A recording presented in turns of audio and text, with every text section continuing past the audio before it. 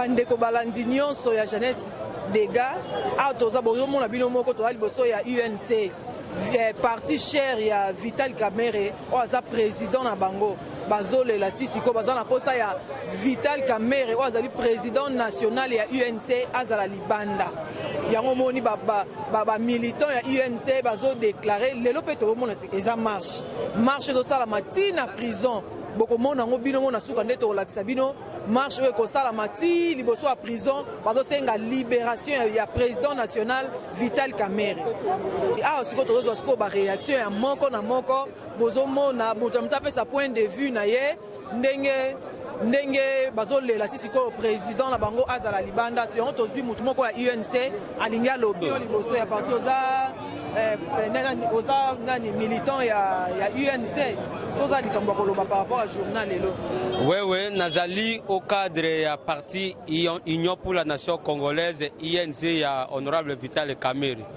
Tina o biso to bimi lelo tozali boso ya siège na biso o toye ko tambola ko sala marche pacifique ya kolakisa ete toza solidaire na honorable Vital Kamerhe esika azali na prison o ba condamné injuste lelo toza na appel pour na ko interjeter condamnation au honorable Vital Kamerhe ba condamné injustement yango to marcher pour na ko senga justice et salema na dossier ya honorable Vital Kamerhe droit et le bas.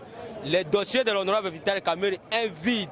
Il n'y a aucune preuve tangible qui sa condamnation. Il y a honorable Vital Kamerhe on va condamner 20 ans de prison ferme.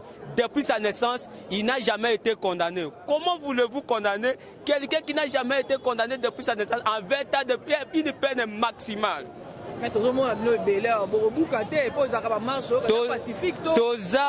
Toza ba militant formé.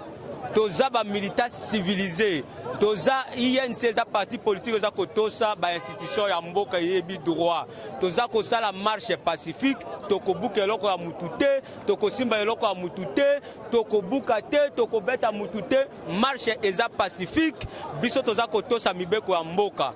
La marche est dite pacifique comme l'autorise la Constitution. On n'est pas là pour faire de n'importe quoi. Nous sommes là pour notre civisme. Tout ça, droit ya batu. Tozo senga pe na la police a respecter droit na biso marche na biso ezali pacifique tozawa na te pona kobuka pona kobebisa caméra nini yo senga la gouvernement kwa sala pour la président national na bino toza ko senga ya liboso et pas mokozi ya mboka son excellence Félix Antoine Tshisekedi toza ko senga na ye ete état de droit où nous prenons ensemble na biso na INC caché dans son ensemble biso nyonso toza d'accord na état de droit mais tolingi te état de droit oyo ezala acharnement que non adversaire politique na yo ont utilisé droit et justice pour na kosila nanai to sengi na ye a s'appliquer na dossier pour que droit et l'Obama na dossier ya mwana Vital Kamerhe aza secteur politique na ye aza collaborateur direct na ye oyo basala na ye campagne to gagner élection lelo mokozi mboka aza chef de l'état suite na campagne électorale to salaka na ye assemble biso INC lelo banguna na ye pona que ba genoué mandat naie a échoué na mandat naie ba utiliser justice pour que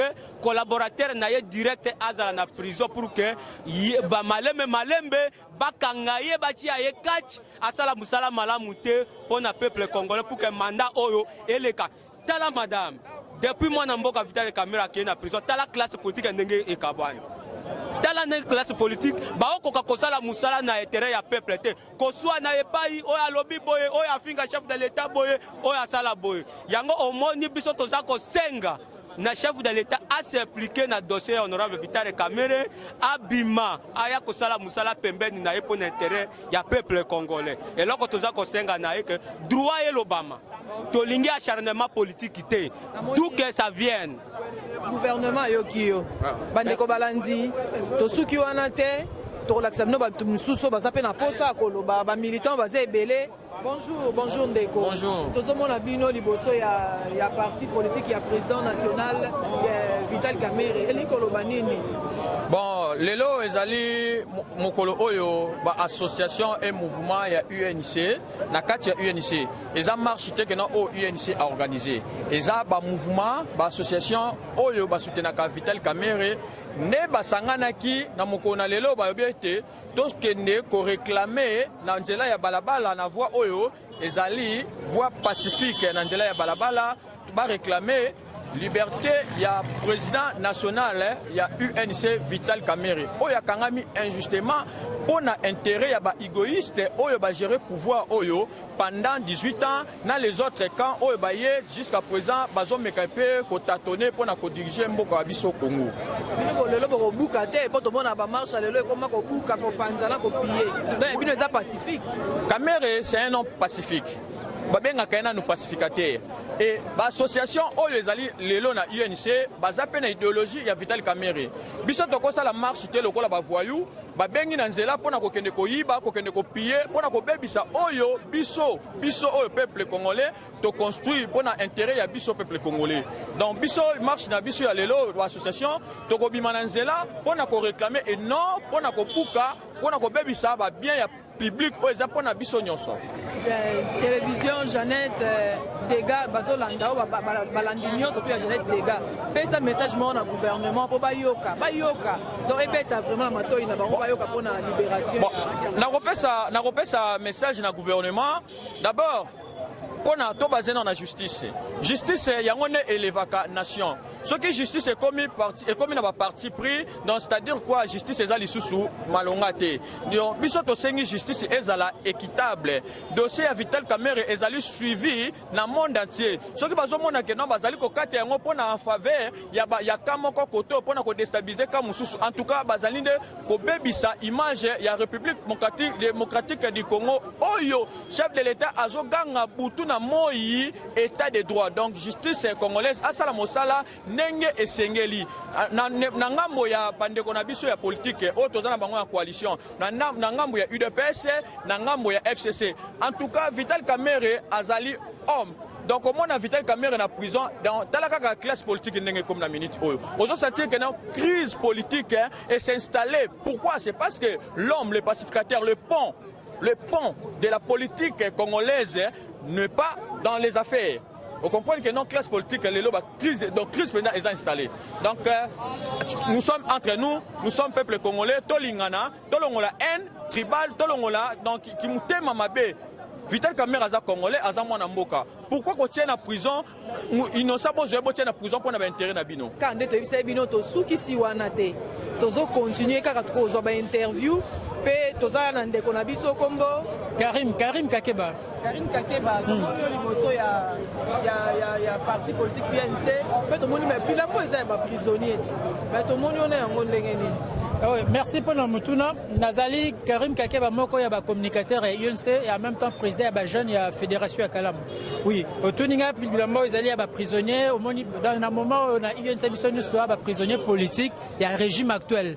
Bandeko oyo biso to salisaki bazwi bokonzi bango babalukeli biso bakangi biso yango na biso nyonso to décider to lata tenir oyo ya ba prisonnier donc tozo vivre prison à ciel ouvert. Et là, ils ont des cellules, mais tout ça déjà dans le boloko. Ce qui est là, ils allaient prendre la unité et puis soutien à la présidente nationale, à Vital Kamerhe, où ils allaient injustement incarcérer dans la prison à Makala. Les lois, ils allaient le 24 juillet, ils allaient depuis un procès en appel, en cour d'appel. Depuis le 20 juin, ils condamné injustement pour un détournement. On peut bâtir la preuve. Les lois, ils ont témoigné, soutien à ça la marche. Parce qu'ils allaient procès politique. Il faut aussi solution politique.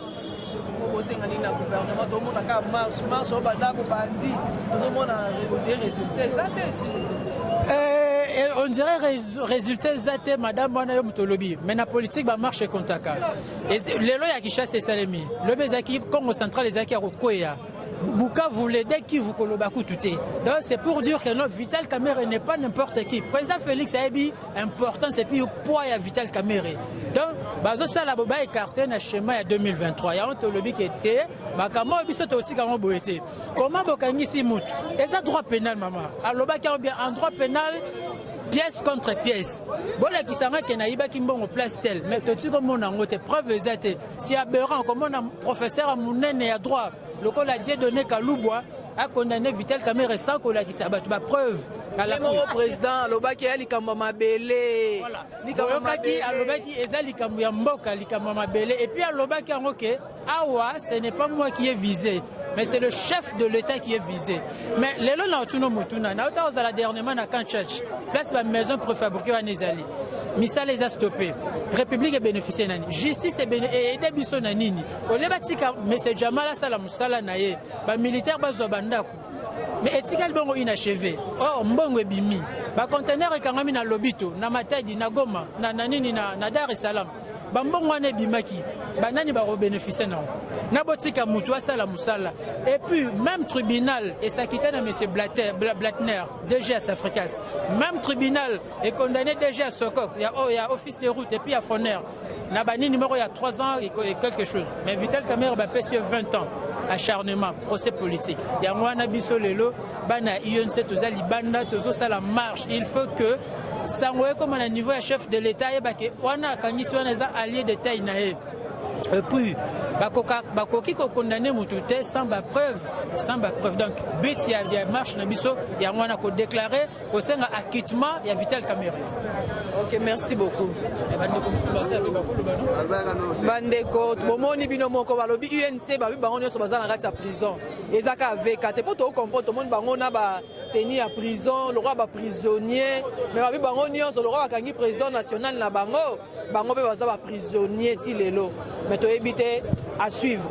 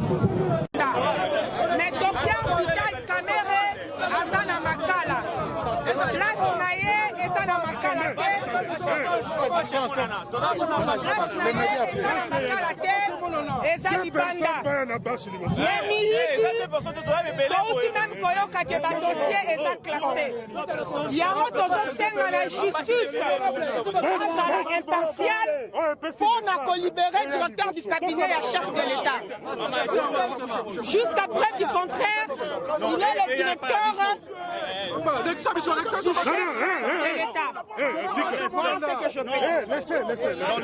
Bandeko balandi ya Jeannette Dega bino mo bozomona nsima na ngai ndenge ambiance eza ya makasi babi lelo baza na décision UNC lelo etelemi décision la bango eza gouvernement asala likambo moko mpo na président national na bango Vital Kamerhe bino mo bozomona nsima na ngai botala marche ndenge ezosalama bamilitant balobi bango mpe bakolala te bamilitant babi bakolala te lelo eza nde lelo selo bango babi pièce sur pièce lelo eza nde lelo bino mo botala nsima na ngai bozomona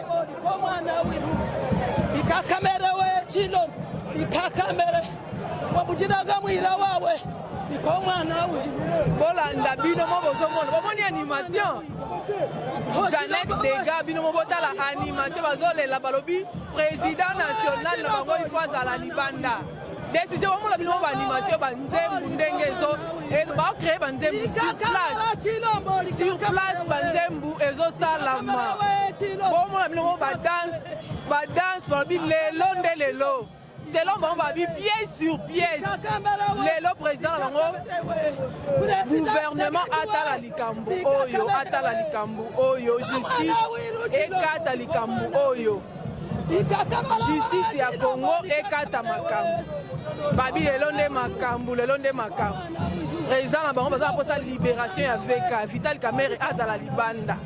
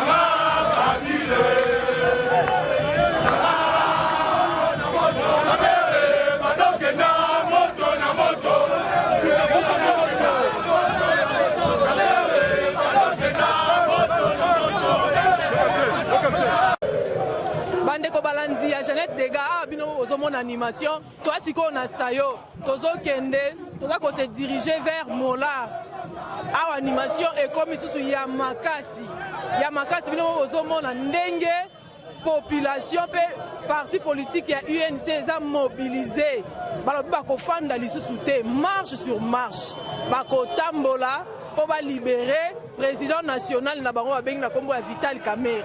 Merci bolanda.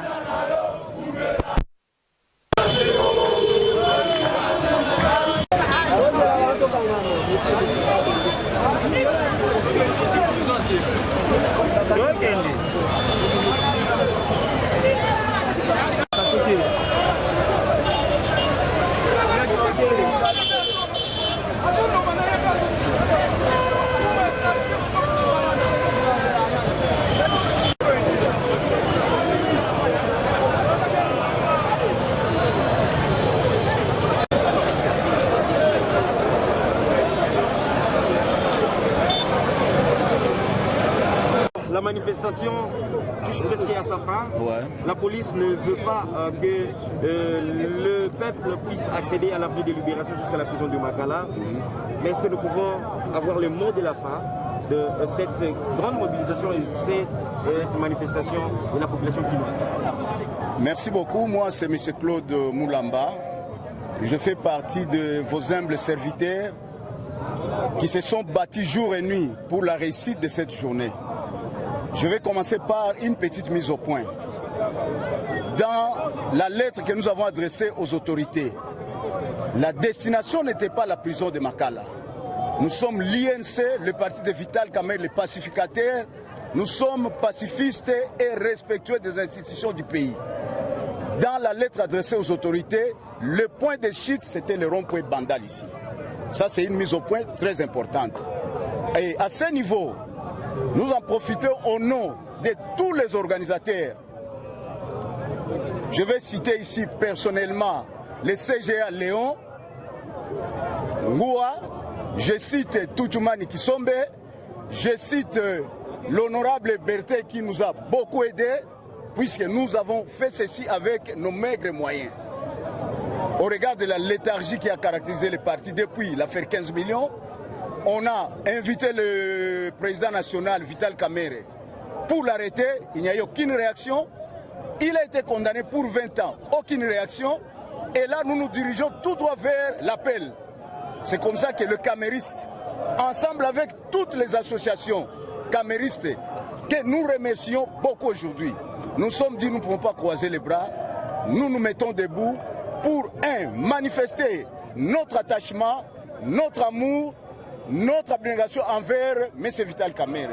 D'aider, montrer à la face du monde, contrairement à ce qu'il pensait, Kamerhe n'est pas abandonné par sa base. Troisièmement, dénoncer ces jugements iniques. Comment expliquer que pour un même dossier, les mêmes procès, il y a les uns qui sont acquittés, les autres qui sont condamnés pour 3 ans et curieusement, la victime expiatoire Vital Kamerhe est condamnée pour 20 ans. C'est anormal et ça c'est injuste. En appel, nous voulons ici en appeler au chef de l'État, qui est le garant des institutions, qui est le chef direct de M. Vital Kamerhe, puisque il faut signaler ici que jusqu'au moment où nous parlons, M. Vital Kamerhe est encore directeur de cabinet du chef de l'État. Nous en appelons au chef de l'État pour qu'il essaie de s'impliquer cette fois-ci au second degré dans ces dossiers. Concernant la marche, est-ce que vous êtes satisfait par rapport à votre mobilisation? Non, moi je crois que c'est vraiment une très grande satisfaction. Et d'ailleurs, il y a des groupes qui sont en train de venir encore. Nous profitons d'ailleurs de cette occasion de votre micro pour remercier toutes les mamans, toutes nos sœurs, tous nos papas, tous les jeunes gens qui se sont mobilisés comme un seul homme pour venir témoigner de leur amour, de leur attachement à la personne de Vital Kamerhe. Vous avez vu les images, vous avez encore les images à prendre. Nous pensons que cette marche a été une réussite totale. Un mot aux autorités compétentes qui devraient recevoir le message que vous... Non, c'est fini. Il a déjà plutôt qu'il arrive au pouvoir, il lance un programme qu'il appelle programme de 100 jours, avec comme cerveau moteur le directeur de cabinet Vital Kamerhe. Et si on pose la question sans passion aujourd'hui de savoir quel est le bilan du pouvoir cash, vous allez vous rendre compte que c'est peut-être 70% de réalisation du programme de 100 jours.